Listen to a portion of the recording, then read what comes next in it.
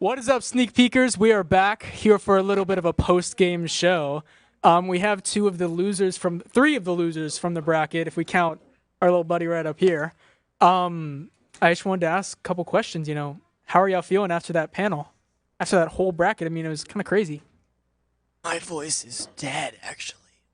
It actually hurts to talk right now. You sound like Teddy Perkins. Anyway. Yeah, that's scary. I just had a blast. Despite my own loss, I think it was a tough loss. I fought my hardest, threw at everything I had, and I think everybody else did the same. And I just can't be upset at all because everybody gave it their all. Everyone fought hard, and I thought this was a lot of fun. And it went to a deserving winner in Cars. Good thoughts. Hunter, I'm particularly curious about the pick of Monsters University over Monsters Inc. I was actually very impressed by your argument. I'd never thought of Monsters University in that way. What kind of compelled you to make that choice? Yeah, on a recent rewatch of Monsters University in the fall, one night, me and my roommate, it was after a UT football game. We wanted something to watch, something nice and easy, and we picked out Monsters University because it felt like a nice college movie, and we were just really impressed with the way the movie panned out. We were impressed with the way it handled so many college things. I mean, you're handling a college story, but you can't have drinking, drugs, any of the normal things that college movies are known for.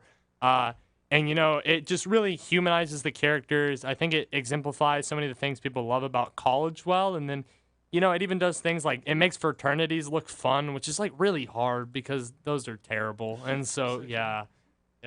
Perfect. I also love that you have the shirt. Is it okay if we get a couple more of the losers in here? Is that all right? Or Sydney, do you mind coming in? I'd actually like to talk to the winner if that's all right. Oh, yeah. Not to flame.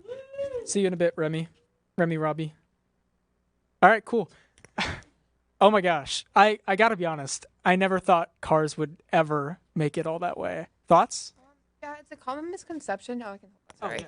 Yeah. It's a common misconception that Cars is not that great of a movie, and I feel like people just don't recognize the fact that it's such an original concept that's really never been done before in not only Pixar history, but probably film history. Yeah. I've actually never heard of a sentient car before, so that's really interesting that Pixar was like, oh, let's take something that maybe like Herbie or like the Betty Boop cartoons. I feel like they had cars probably. Yeah. I don't know. Would you like to talk a little bit more about the tooth gap representation? Yeah. So that's an important point. Exactly. So I grew up with a tooth gap. I've had to get it filled numerous times. It's okay. I did have to get it filmed numerous times because sometimes food would get stuck in it. The worst. Gappers, you can relate. And so Directly in the middle? right in the middle, yeah. So it was just when I saw Mater as a kid, even though it was hard for me to look myself in the mirror, to be honest, sometimes all I saw was gap. When I saw Mater and I saw how kind-hearted he was despite the gap and how he wasn't held back in the professional field even by the gap. He made it to press places through the Piston Cup. Like he really He's a spy in the second one. exactly. And the second one, we don't have to talk about it. No. But in terms of tooth gap representation, he was a consistent factor. yeah. And you know what wasn't a consistent factor? Mhm. Tooth gap representation in really any other film. Yeah. Especially considering they never made a subplot of him getting the tooth gap fixed. Yeah. That was just part of who he was. Yeah, exactly. It would Yeah. save me a lot of more tooth gap representation, and it was though Mater did mean a lot to me as a kid. It didn't stop me, and I did spend the money. But to all my gappers out there, just look at Toe Mater and remember that you don't need to get it filled, baby. You got this. Nick, is it okay if I talk to you for a second? Thank you so much for your time, you. Sydney. Yes. Nick, I truly found it shocking that this bracket only had one Toy Story movie in it. Considering, I mean, personally, among the best the studio's made. Can you talk to me a little bit about your pick specifically for Toy Story 2? And then, what was that about? Toy Story 2 is probably, I would argue it's the most iconic Toy Story movie of all. It's got a lot of great stuff, a lot of great action set pieces as well. And it also has one of the saddest scenes in Pixar history, I think, with Jessie telling Woody her backstory. That song, it makes me cry every time. Every time I see that movie, I cry during that scene because it's so sad, and it really points out the heart of the movie, to the theme of the movie, the message that kids grow up, people grow up, and sometimes the toys, I feel like, can be like an allegory for like adults because they're taking care of the kids, kind of. They're their toys, they're like their playthings, like they're always with them, they're taking care of them. Like Woody always felt like he's taking care of Andy, just as Jessie felt she took care of Emily.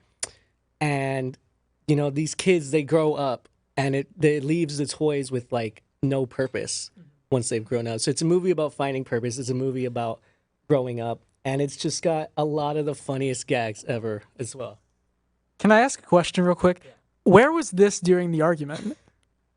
Robbie, he just came out of nowhere. They let him go first. He came out of nowhere with this bravado, and it was the best thing I've ever seen. And all of that just left my brain because I was like, I am gonna lose.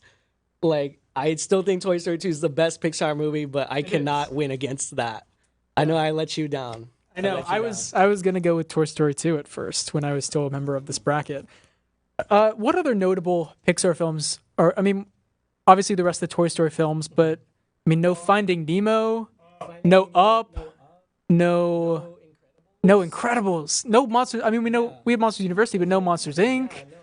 No Good Dinosaur, man. I know that's everyone's favorite. Like, I've never seen. Yeah, no Soul, no Onward, no Turning Red. Really interesting. Yeah, there was a lot of missed greats in there, which is why I think maybe we could have another bracket. I know Grace and Kelsey were talking about that. I think, great idea. Yeah. Definitely go up against Incredibles and Finding Nemo, all of those great iconic movies. Up is probably one of the most critically acclaimed, I think, out of all of them. Yeah, it was. Yeah. It was one of their two Best Picture nominees. Yeah. Up and Toy Story 3 back to back. Mm-hmm.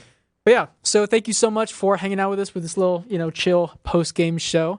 I'm Ryan. That's been Sneak Peek 24/7. Make sure to donate at Student Voices. Perfect. Yeah. See ya. Woo! Good night. Oh wait, we gotta do the laugh. We'll see you next week, Sneak Peekers. Can